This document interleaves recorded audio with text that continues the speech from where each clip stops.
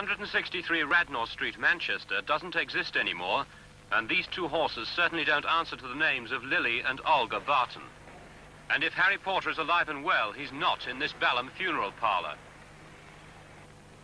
In Cecil Street, Manchester, there's just a gap in the wall where the Angoys and Barkers should be.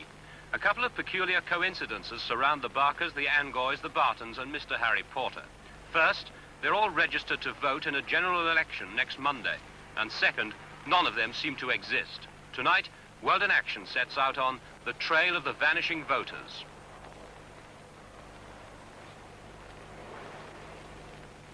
The Barkers, the Angoys, the Bartons, and Mr. Harry Porter are apparently fictitious characters in a bizarre exercise which could affect the outcome of the South American election. The former British colony of Guyana is perched on the shoulder of South America. Next Monday, it holds its first independent election, an election of international importance. The strong opposition is led by a Marxist, and if he won, America could have another Cuba on her doorstep. Right. Enemy! Right! Guyana has a bitter past. Nearly 200 people died in a violent struggle between the parties before independence. There are two main racial groups. Guyanese of African origin are concentrated in the towns and dominate the police, army, and civil service. Most of them will vote for the existing, largely Negro government. But the majority of Guyanese are of Indian origin. Their ancestors were shipped from India to labor in the sugar fields. They're likely to vote massively for the opposition and its Indian Marxist leader. To win, the government needs every vote it can lay its hands on, and it's taking no chances. 1,000 troops patrolled the plantations when Indian sugar workers went on strike last month. All the old bitterness between Indian and Negro, between left and right, still simmers. But we did find one floating voter in the cane fields. So who are you going to vote for in this election? Well, as for now, I can't say yet. Because I did not consider my mind yet who I'm going to vote for. But later on, and I'll see whoever my mind choose to vote for.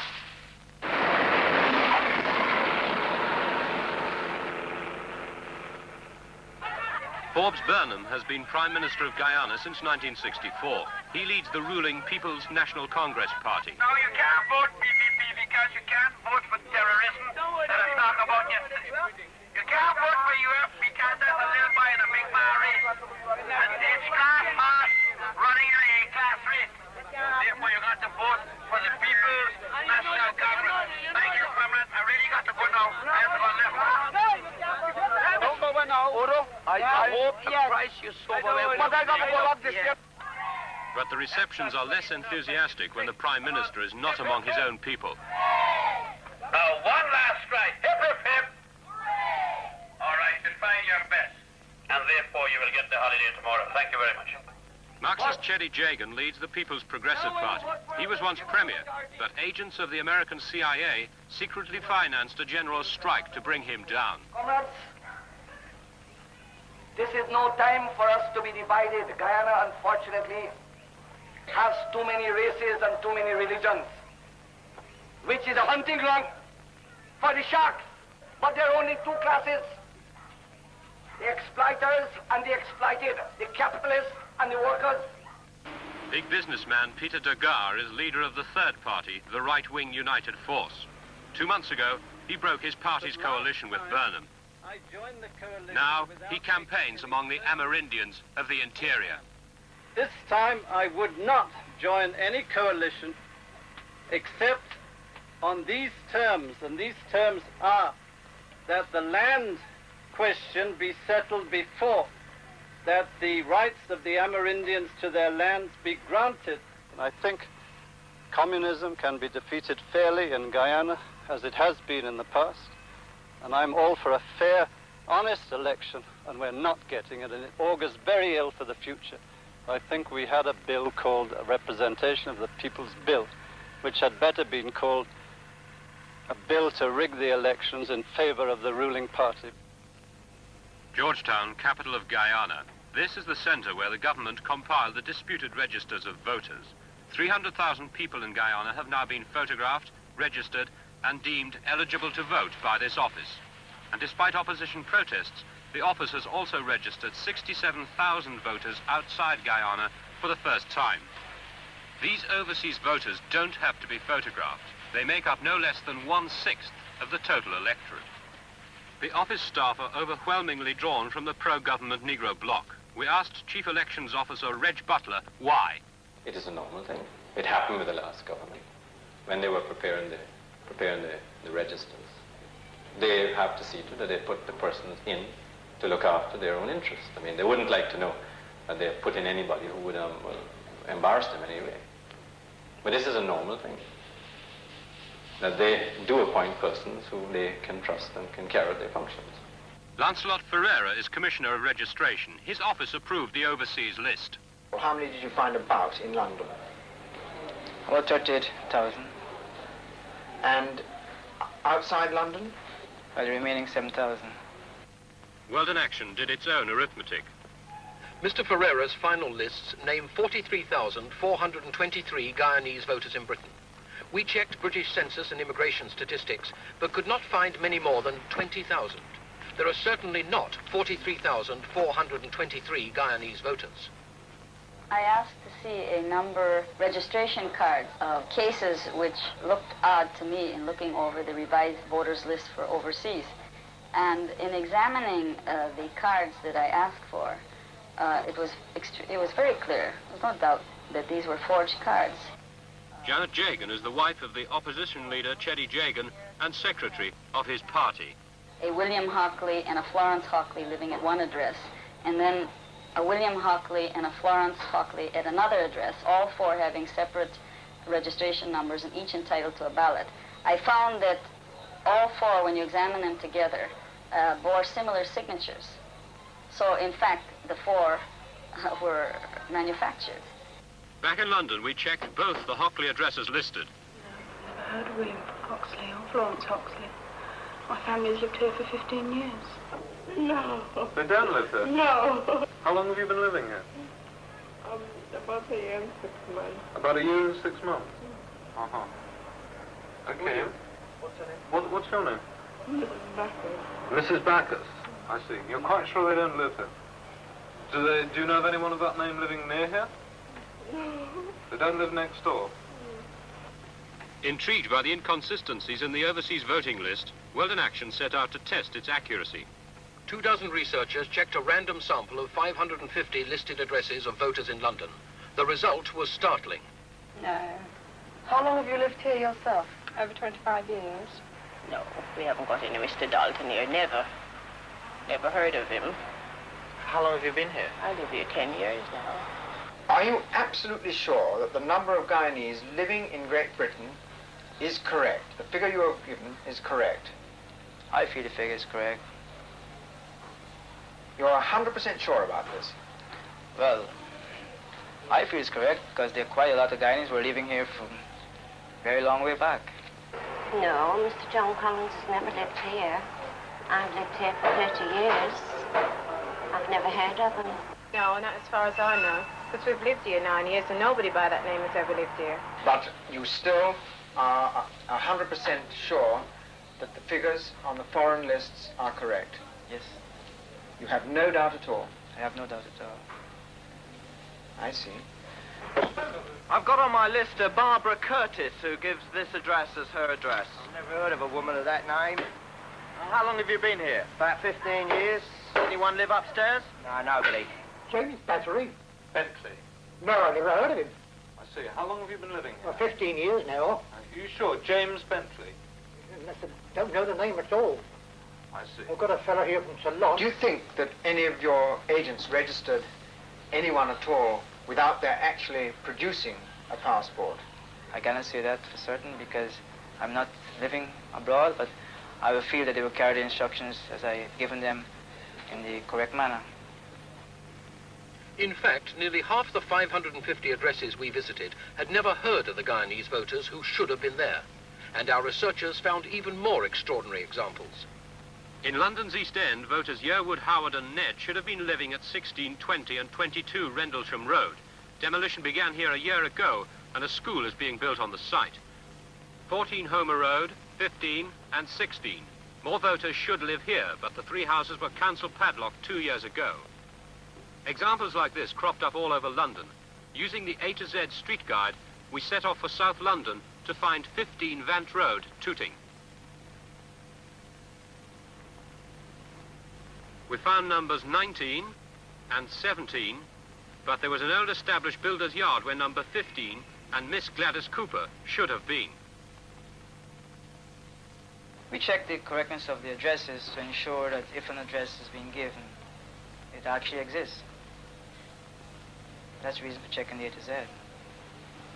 If someone says that where he resides at a particular lot, in a particular street, particular address, we check the address to ensure that exists. Are you sure that all the addresses exist? Well, I actually didn't do the checking myself, but my staff did it. And I have confidence in them. I feel that they've done a good job. And it is also unlikely that Gladys Foster ever lived at 32 Arvin Road, Islington.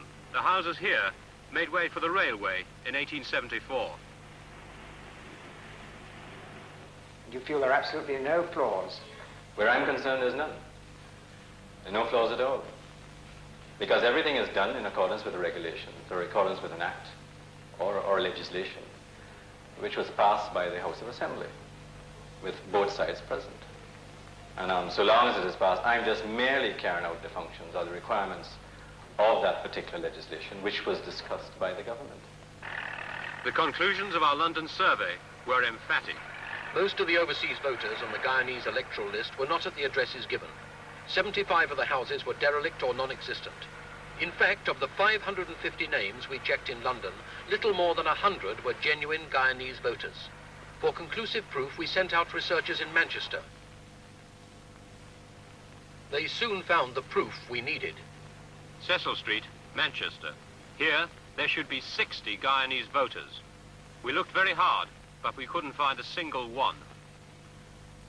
And where Radnor Street, Pindar Street, and 30 Guyanese were supposed to be, only a pub survived the bulldozers.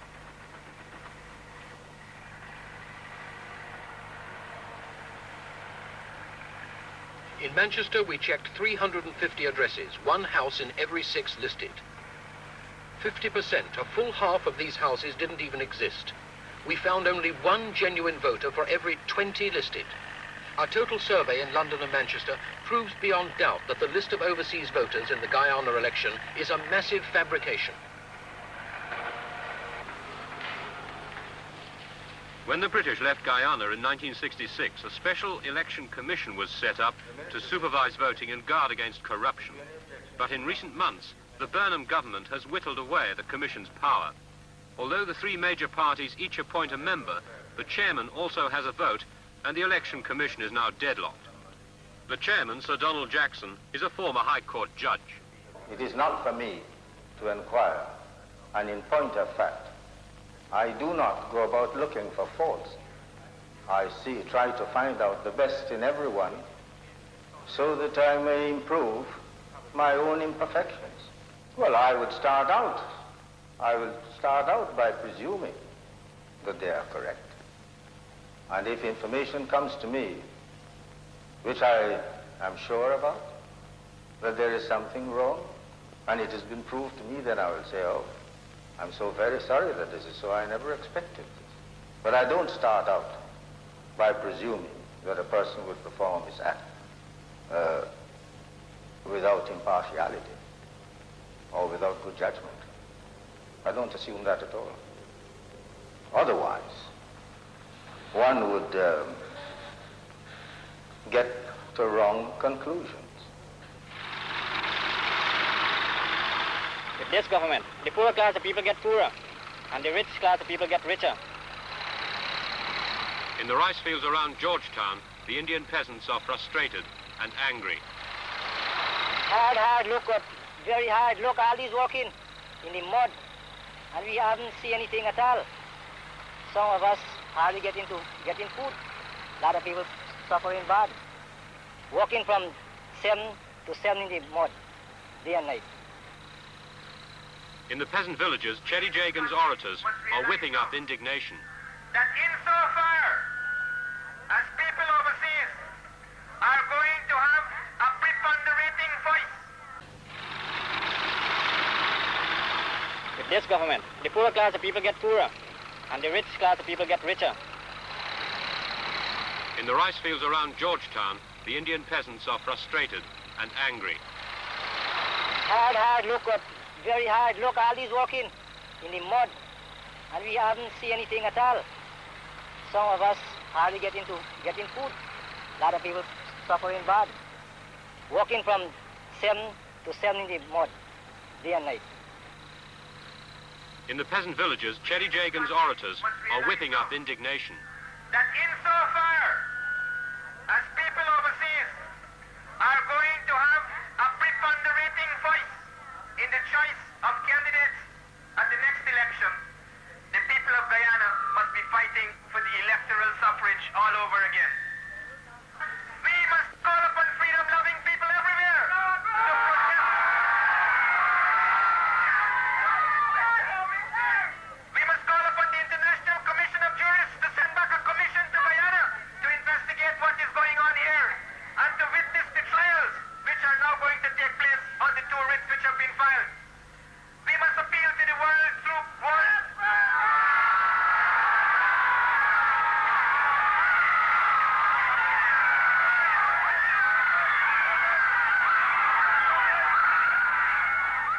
They have no right to vote in this country. Well, we here in this country suffering. A day out of the way, they're making their money that side, and we in this country punishing. So they see why they should vote from that side to this country. We don't vote for them. Why they vote for we? You see, I don't see why there is such thing like that. They have no interest in this country. Why they vote from there to here? We the people live here. We see what happened here. We know why the problem for we. It's not fair to me for one reason, because the people are outside. I don't see what kind of interest they got in this country, that they must vote for this country, and they got no interest in this country. We, the people who live in the country, we must vote for the country, not them people outside. Well, the whole thing is completely immoral, in the sense that never in the history of any country has there been such a big slice of the electorate coming from outside. I think in the UK and the United States, where this is allowed, it's done to a very small extent, maybe 1% of the vote. The opposition leader, Chetty Jagan. They have no connection with Guyana, save that they may have been born here. They don't live here, they don't pay any taxes here, they don't even know what's going on in Guyana. And the fact of the matter is that the foreign vote is likely to decide the electoral results at this election. In other words, who will be the government of Guyana? This whole thing is immoral. This is just another of the gimmicks being used by the opposition. At first they said we would not hold elections. Then secondly, Forbes Burnham, Prime Minister. They said we would use voting machines. Now voting machines have not been used. They've got to find another gimmick, and the gimmick now is the overseas vote, which is something that is provided for under the Constitution. I'm not in any way concerned about that. And I give politicians who are losing the right to find gimmicks. This is a pretty serious gimmick in one sense, because unless I'm wrong, there are 67,000 foreign voters. Not foreign voters. There are Guyanese resident overseas entitled to vote under the Constitution. Okay, fair enough. 67,000 people have been registered overseas. They are eligible to vote in this election. This forms 1/6 of your electorate. Now, is it fair that 1/6 of your possible total electorate should be living overseas? There's no question of fairness. In the last American elections, over 3 million people overseas voted. It's a question of your Constitution. If your Constitution permits your residents overseas to vote, they are entitled to vote. What is all this nonsense about fairness? Can the Constitution be unfair? If the government cannot win a fair election at home, has to resort to fraud, overseas voting, for instance, another turn comes around, it cannot even win by that kind of fraud, and therefore it has to impose a military dictatorship. Elections aren't elections unless they're free. As a matter of fact, perhaps it's somewhat tautologous to speak of free elections. Many people have told me that this election is completely rigged. Sure, they will say that. Did they say that we were going to use voting machines? Didn't they say that we weren't going to have elections? Oh, you must pull a rabbit out of the hat every time. Is this really just a rabbit? It is a rabbit so far as I am concerned. Burnham has the makings of another Hitler in Guyana. And under American backing, they have propped him, they have put him there, and they're going to prop him up there. And this is dangerous for Guyana. For the people of Guyana, not only the people, we see the same kind of thing, what it led to in Vietnam. What do you think of Dr. Jagan? A communist. More of a communist even than Tito, because while Tito objected to the Russian invasion of Czechoslovakia, as also did the Western communist parties, he justified it. Can you give me any idea of what you think about him personally? A very charming person, but a most incompetent administrator. Do you think he's fit to rule this country, to govern this country? The electorate didn't think so in '64, and I have good reason to believe they wouldn't think so in '68 either. British housewives were surprised by the thought of non-existent Guyanese at their address. But in Guyana, the opposition parties are afraid. They say the election is not properly safeguarded against manipulation and fear the missing voters might pop up in the ballot box next Monday. Mr. Joe Hughes is one of the Guyanese officials handling the election in Britain. Between April and July, he says he was solely responsible for registering the names of all Guyanese living in Wolverhampton. Mr. Hughes and officials for other areas were handpicked by the Guyana High Commission in London. Their job was to find all Guyanese in their areas and get positive proof of their right to vote. The man in charge was the High Commission's first secretary, Mr. Patrick Tierens, Chief Registration Officer for the whole of Britain. To find out just how well the operation was controlled, our reporter cross-examined Mr. Hughes in detail about his work as an election officer in Wolverhampton and the results. I belong to Bonaparte, you know. Would you consider yourself a party activist? No, I can't be. You see, once I took the oath, you know, it might be bad for my party that I took an oath to do a job which I can't help the party, but I can't be an activist, you know. I can't be an activist while I was doing this registration business. How many did you enroll in Wolverhampton? 41 Guyanese. This is the sum total of the Guyanese in Wolverhampton, Yes. as far as you know. Yes. The official list claims that there are, in fact, over 220 people who are eligible to vote in Wolverhampton. Oh, this isn't true. Well, I have the official list. Oh, this isn't true. There are 225 people on this list. This isn't true. This isn't true on Wolverhampton. This isn't true. I've counted them up personally. Yeah, so who gave you that list, you know? Well, this is an official list which is published. Given by? Given by a party to us. By a party? By a party. Well, I don't know this. But these are the official lists which are used by all parties. It's an official government list. Yeah. I don't know this. You know, frankly, I'd like to know more of this. Who would give you this information, and I'd like to see it also, you know. But it is an official printed list, which is available to anyone to see and inspect. And to see it more than 200 Guyanese in Wolverhampton? Well, I'll have to look at it, you know. I don't know, honestly, I don't know, so I'll have to look at this. If a party tells you that, a party might saying that. Now, you know, if an agent does that, he's liable to prosecution. You think I would be? You think I would do that, be liable for prosecution? And at the time when now I'm trying to finish bar exams to do that and finish my own career, I wouldn't be so daft. Last week, World in Action reporters invited the Guyana High Commissioner in London to explain the discrepancies in the lists of voters. The Commissioner is Sir Lionel Lucku, QC CBE. He's ballot officer for Britain. He was unable to appear. But back in Guyana, his Prime Minister, Forbes Burnham, had no qualms about the overseas vote. Going back to the foreign voters, would you agree with a figure of just over 43,000 foreign registrants in Great Britain? It is not for me to agree or disagree. It is a matter of what comes out in the register under the processes set up by law. And you are satisfied that these processes, which were set up by law, have been carried out. And are you satisfied that they were carried out accurately, efficiently, and that they are completely valid? So far as I am aware, yes. You are sure about this? So far as I am aware. You don't expect me to account for every single person all over the world, do you?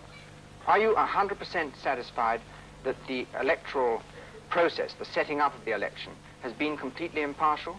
I am. Could you repeat that and amplify it? What have I got to amplify? As Prime Minister, I say that I am satisfied that the electoral process was impartial. 7 days ago, Mr. Burnham again reasserted that the lists of Guyanese voters in Britain were genuine. That is not true. Most of them are fakes, and the scale of the discrepancies indicates something more sinister than incompetence. Voting in Britain ends today, and later this week, Sir Lionel should fly home and cast the votes of Guyanese in Britain. We wonder whether our vanishing voters will reappear in the ballot boxes of Georgetown.